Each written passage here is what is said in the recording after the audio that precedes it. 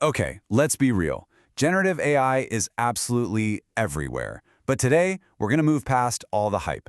In this explainer, we'll break down how this technology actually works and, maybe more importantly, how you can start collaborating with it to get real stuff done. Think about it. You already use AI every single day, whether it's your navigation app or your email spam filter. But generative AI, that's a whole different ballgame. It's not just about using a tool anymore, it's about learning how to collaborate with one. And that simple shift in thinking, that's what we're going to focus on today. So, let's start at the beginning and build a solid foundation. What is this technology really? And what were the key breakthroughs that made generative AI suddenly feel like it was everywhere, all at once? Here is the fundamental shift, the big idea. Traditional AI is amazing at analyzing what's already there. Think of that spam filter, just sorting your email. Generative AI does the complete opposite. It doesn't just sort the email, it can write a brand new one for you, right from a blank page. It really just boils down to this simple distinction: analysis versus creation. And the engines driving all this creation are what we call large language models, or LLMs. So instead of just looking up an answer in some massive database, they're actually synthesizing unbelievable amounts of information to generate something totally new. This whole revolution didn't just pop up overnight. It was really the convergence of three critical things. We've had the basic ideas for neural networks for decades, but the real game changer was the transformer architecture back in 2017. You combine that with a mind-boggling amount of data and today's computing power, and boom, you have the perfect storm. And that perfect storm led to a discovery that is just fascinating. As these models got bigger and bigger, they started developing abilities that no one had actually programmed into them. Really complex skills like multi-step reasoning just emerged. So we have this unbelievably powerful new technology, but to use it effectively, we have got to be realistic. I think the best way to think about it is to imagine it as a new colleague. A colleague with some incredible off-the-charts talents, but also some very distinct quirks and limitations. The versatility alone is just astounding. The very same model can help you brainstorm a poem 1 minute, and then in the next it can condense a super dense quarterly report.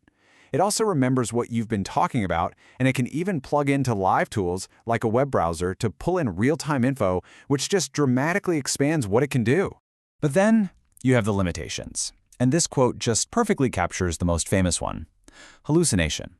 An AI can sound incredibly confident while being completely and utterly wrong. And understanding why that happens is absolutely key to working with it. It's so important to understand its boundaries. The first one is the knowledge cutoff. Every single model was trained on data up to a specific date, which means it is completely blind to any news or events that happened after that point, unless, of course, it's connected to a live tool. Second, let's talk about those hallucinations. The thing is, the AI isn't lying to you. It's generating its responses based on statistical patterns, basically what word is most likely to come next.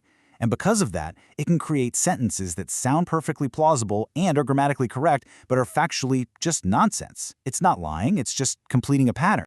And third, every AI has what's called a context window. The best way to think about it is as its working memory.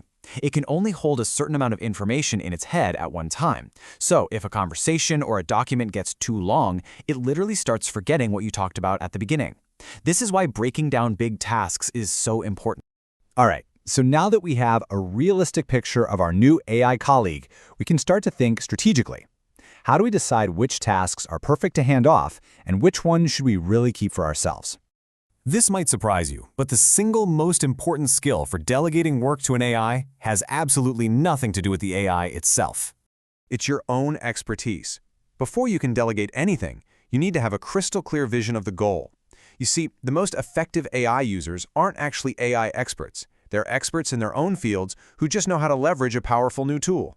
And this whole process really breaks down into 3 simple steps. First, problem awareness. You've got to know your goal inside and out. Second, platform awareness. You need to understand your tool's capabilities. And only then do you get to task delegation, where you can strategically divide up the work. Now let's get even more practical. We know what to delegate, but how do we actually ask for it? Well, communication is everything. It's really about building a bridge between the clear goal that's in your head and the AI's ability to execute on it. Think of it like this. If you say to someone, "make dinner," you could get anything. But if you provide a detailed recipe with ingredients and steps, you're guiding the process toward the exact result you actually want. An AI can't read your mind. You have to give it the recipe. So your recipe has 3 main parts. First, you describe the product. I need a 5-slide presentation for a marketing team. Second, you describe the process. Okay, start by analyzing this data, then identify 3 key trends, and after that, create a headline for each one. And third, you describe the performance. Act like a critical thinking partner and please challenge my assumptions. Okay, so let's pull all of these different threads together. The future of this technology isn't really about replacing people. It's about creating a powerful synergy, a true partnership between human intelligence and artificial intelligence. And this is really where that partnership becomes crystal clear. Our strengths are complementary. We provide the critical thinking, the judgment, the real creativity. The AI provides the raw speed, the incredible scale, and the power to process information and spot patterns that we would probably never see.